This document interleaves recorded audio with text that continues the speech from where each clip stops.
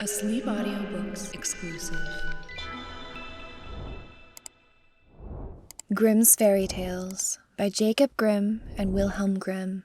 Read by E. Campbell for the Sleep Audiobooks YouTube channel and sleepaudiobooks.com. The Blue Light.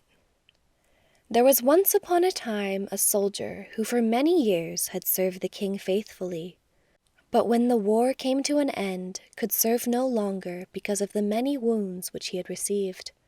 The king said to him, "You may return to your home, I need you no longer, and you will not receive any more money, for he only receives wages who renders me service for them." Then the soldier did not know how to earn a living, went away greatly troubled, and walked the whole day until in the evening he entered a forest.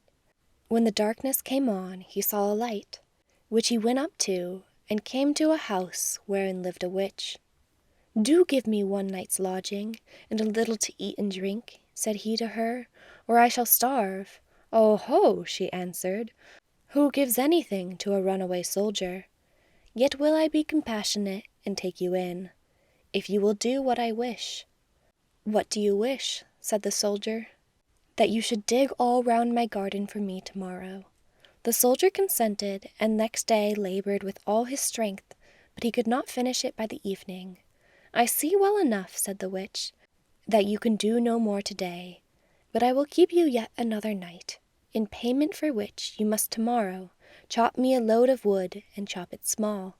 The soldier spent the whole day in doing it, and in the evening the witch proposed that he should stay one more night. "Tomorrow you shall only do me a very trifling piece of work. Behind my house there is an old dry well, into which my light has fallen. It burns blue and never goes out, and you shall bring it up again."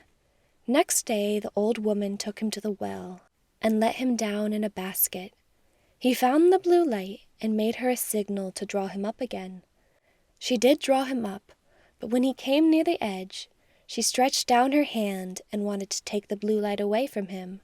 "No," said he, perceiving her evil intention, "I will not give you the light until I am standing with both feet upon the ground."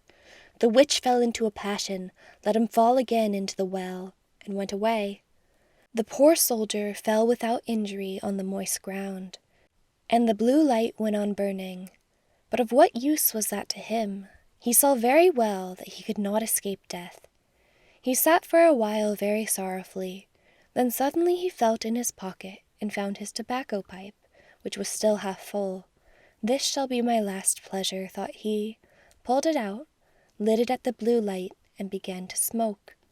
When the smoke had circled about the cavern, suddenly a little black dwarf stood before him and said, "Lord, what are your commands?" "What my commands are?" replied the soldier, quite astonished. "I must do everything you bid me," said the little man. "Good," said the soldier. "Then in the first place help me out of this well."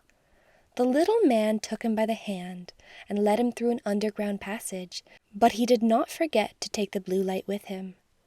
On the way, the dwarf showed him the treasures which the witch had collected and hidden there, and the soldier took as much gold as he could carry. When he was above, he said to the little man, "Now go and bind the old witch, and carry her before the judge." In a short time she came by like the wind, riding on a wild tomcat, and screaming frightfully. Nor was it long before the little man reappeared. "It is all done," said he, "and the witch is already hanging on the gallows." "What further commands has my lord?" inquired the dwarf. "At this moment, none," answered the soldier. "You can return home. Only be at hand immediately if I summon you. Nothing more is needed than that you should light your pipe at the blue light, and I will appear before you at once." Thereupon he vanished from his sight. The soldier returned to the town from which he came. He went to the best inn, ordered himself handsome clothes, and then bade the landlord furnish him a room as handsome as possible.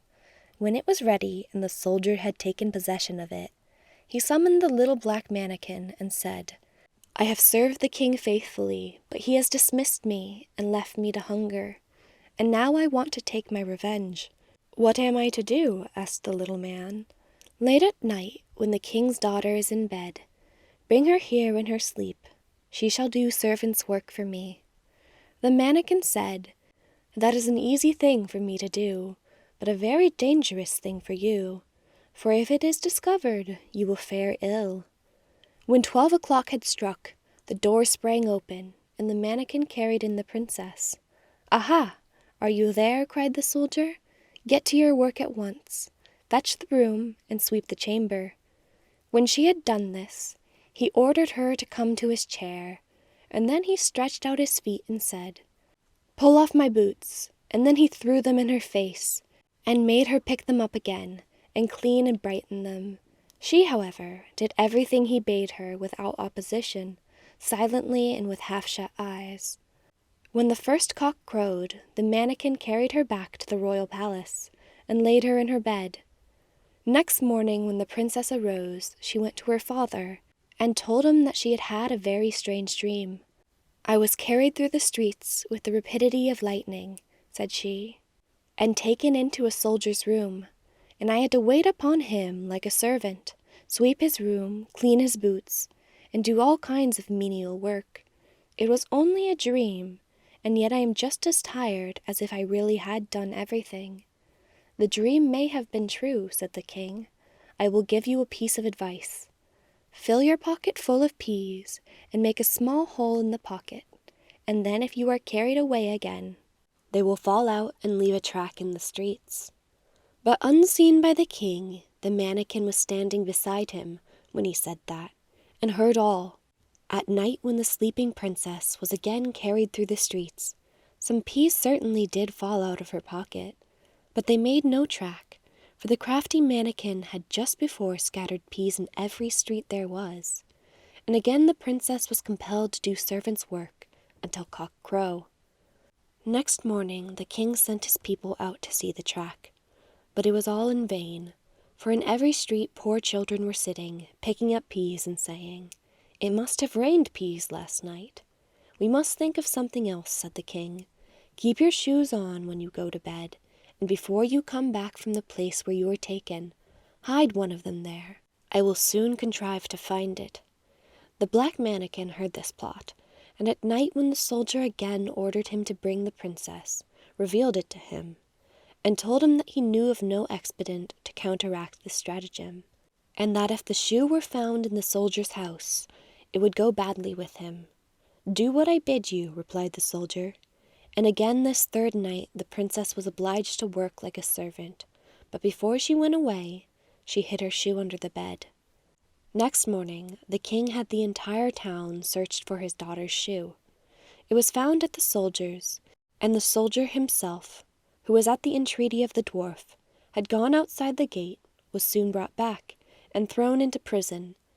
In his flight he had forgotten the most valuable things he had, the blue light and the gold, and had only 1 ducat in his pocket.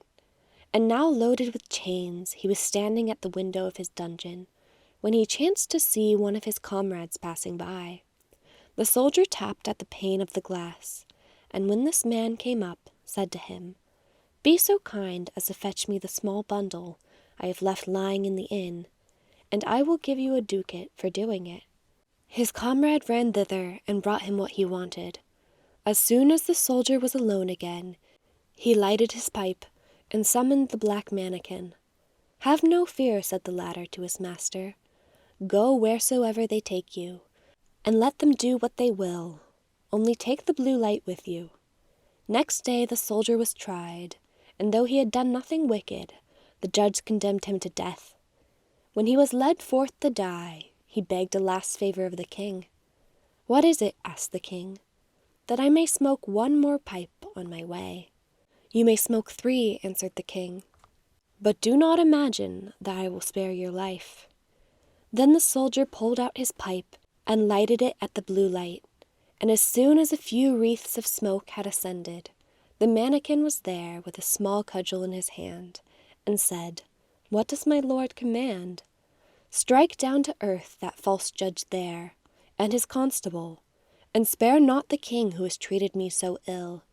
Then the mannikin fell on them like lightning, darting this way and that way, and whosoever was so much as touched by his cudgel fell to earth, and did not venture to stir again.